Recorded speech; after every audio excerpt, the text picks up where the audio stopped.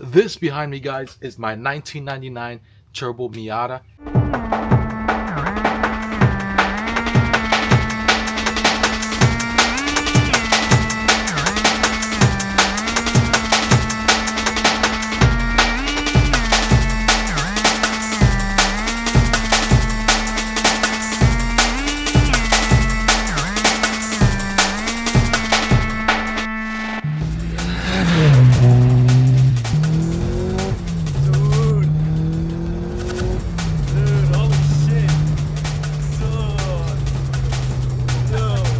This T3 T4 Turbo has been doing an amazing job. It's just an eBay kit, but guys, today we're going to be upgrading something that I should have done a long time ago. If you guys look over here, as you guys can see, I still have my stock radiator, which is crazy, guys. This T3 T4 Turbo has been doing great on building boosts on a budget.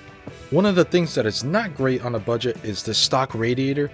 You can get by with just using it for now, but I want to maximize this engine with the best cooling possible. As you guys know, when you go turbo, you're gonna have an intercooler, but I have my stock radiator still.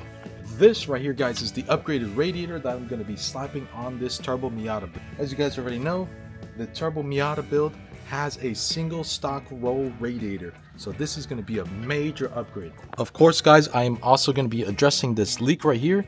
I have a small pinhole leak that has been leaking a little bit of coolant out of there, so I got a new hose for that. So I'm going to be doing a new radiator on top of this new hose. I should be doing a new thermostat as well, but we'll get to that eventually. When you add a turbo, you're increasing cylinder temps, exhaust temps, underhood temps. Everything in this engine bay runs hotter, and a lot of people don't realize your cooling system that was fine at stock power is now being asked to handle way more load. And the worst part is, overheating usually doesn't happen when you're trying to show off. It happens when you're stuck in traffic. It happens after a couple pulls. It happens on a hot day. It happens when you're just cruising and heat soak starts building up. Now on top of that, I'm running a front mount intercooler, and that blocks airflow that used to hit the radiator directly. So the radiator now has less airflow while the engine is making more heat. Immediately, guys, you guys can see the difference in size, the 2-row versus the single row. This is gonna cool a lot better than the regular stock Miata radiator. This is what the Miata needed. A better radiator gives you more cooling capacity. Plain and simple. More surface area, more volume, better heat transfer. It sheds heat faster and prevents the car from heat soaking as bad. And this matters because stable temps equals a healthy engine. When coolant temps climb too high, it's not just, oh, the needle is a little higher. That's how you blow head gaskets. That's how you warp the head. That's how you cook oil. That's how you start chasing mystery problems, and the whole build turns into a nightmare. And let's keep it real. A radiator upgrade costs a fraction of what an engine rebuild costs. This also helps the car stay consistent. Like when a turbo car runs hot, it just doesn't feel right. It feels weaker, it feels stressed out, and you can tell it's not happy.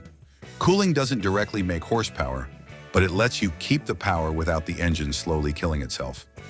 Another big thing, even if you have an oil cooler, that doesn't automatically mean you're safe. Oil cooling helps, but coolant temps are what keep the entire engine stable. And if coolant temps are out of control, everything else follows. So the goal with this upgrade is simple. Keep temps down, keep temps stable, and make this Turbo Miata more reliable so I can actually drive it hard without stressing every time I'm sitting at a light. We're gonna get this radiator installed, make sure everything fits right with the fans, hoses, and mounting points. And the most important part is bleeding the cooling system correctly. Because if you trap air in the system, it doesn't matter how expensive your radiator is, it'll still run hot. Once it's bled, we're letting it idle, watching temps, making sure the fan cycles correctly, and then we're taking it on a real drive to see if temps stay stable in the situations that actually matter. This is one of those mods that's not flashy, but it's one of the smartest upgrades you can do on a turbo build. Because speed is fun, but reliability is what keeps the build alive. It's pretty much in where it needs to be. We had to modify these brackets over underneath where the condenser is, and then of course elongating this part so the threads can be out on this and it could be in this hole where it needs to be. so we could keep these bushings so like that it's not metal to metal and not making any noise. And it's pretty solid now. It looks way better in my opinion. And of course we have to modify the hose because it was cut for the stock radiator. So like that, now we could fit on the new hose onto these upgraded radiator now.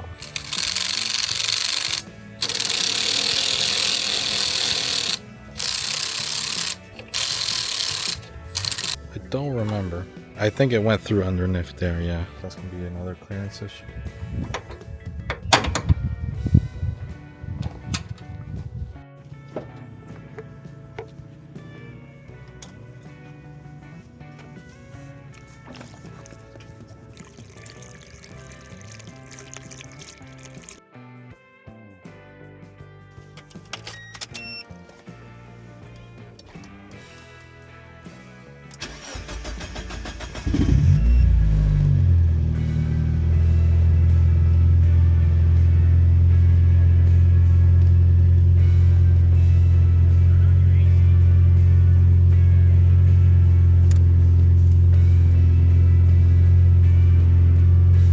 So like that, we got a brand new upgraded radiator for the Turbo Miata.